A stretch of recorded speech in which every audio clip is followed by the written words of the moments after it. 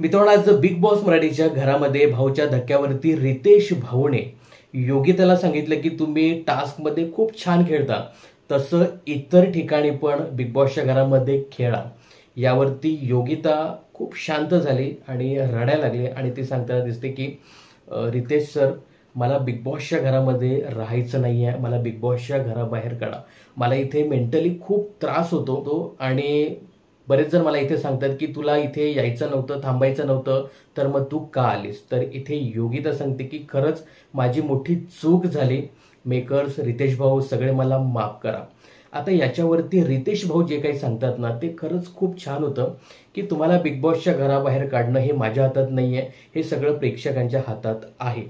आणि इथे अजून एक जे वाक्य ते बोलतात ना की बघा, कुठलाही गेम असेल तिथे अप्स अँड डाऊन्स येत असतात आणि हा जो बिग बॉसचा गेम आहे त्याच्यामध्ये जास्तच येतात, कारण हा पूर्णपणे माइंड गेम आहे. परंतु माझं असं वैयक्तिक मत आहे की तुम्ही आत्ता लगेच गिवअप करू नका. नेक्स्ट टाइम थोडंसं पुढे वेळ जाऊ द्या, नंतर तुम्ही ते बघा. पण सध्या तुम्ही व्यवस्थित खेळा, तुम्ही स्ट्रॉंग आहात.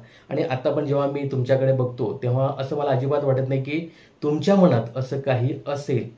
पण बघा, आता योगिताने मनात ठरवलेलं आहे. सरांना थँक्यू ती बोलली, रितेश भाऊंना, की ठीक आहे आता मी बघते.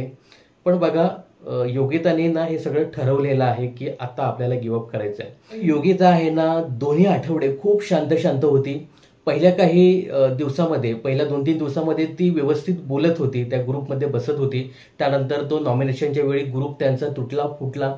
त्यानंतर थोडीशी 2-3 वाक्य ती अगदी व्यवस्थित एक ग्रुप जो होतात त्याच्याविषयी ती बोलली. त्यानंतर ती कुठे जास्त दिसलीच नाही आणि थेट दिसली ती म्हणजे कॅप्टन्सी टास्कमध्ये. तो टास्क ती चांगला खेळली आणि पुन्हा एकदा ती म्यूट झाली. आणि आज तिच्या तोंडातनं शब्द बाहेर पडले. ते शब्द एवढेच होते की सर, मला बिग बॉसच्या घराबाहेर जायचं आहे, मला माफ करा. तर फक्त जेव्हा ती 2-3 वेळा बिग बॉसच्या घरामध्ये बोलली त्यानंतर ती खरंच शांत होती. तेव्हा तिच्या मनात कदाचित हेच असेल की मला बिग बॉसच्या घराबाहेर जायचं आहे. पण मला असं वाटतं ना की योगिताने लगेच गिवअप करू नये. बिग बॉसचा जो खेळ आहे ना तो थोडासा समजून घ्यावा. आता पण जे काही नॉमिनेशन प्रक्रिया पार पडलेली आहे, जे काही इव्हेक्शन आहे ना, त्याच्यामध्ये योगिता खूप स्ट्रॉंग आहे. दुसऱ्या क्रमांकाची मतं तिला सध्या मिळत आहेत. तर अजून थोडासा स्ट्रॉंगनेस दाखव. तुझी फॅन फॉलोइंग खूप आहे, बऱ्यापैकी चांगला गेम दाखवतो आणि अगदी तू टॉपपर्यंत जाशील हे निश्चित आहे. तर लगेच गिवअप करू नको, असं माझं वैयक्तिक मत आहे. याविषयी तुम्हाला काय सांगायचं आहे कमेंट्स करून नक्की सांगा. बिग बॉसच्या अशाच अपडेट्स जाणून घेण्यासाठी चॅनलला सबस्क्राईब आणि फॉलो करायला विसरू नका.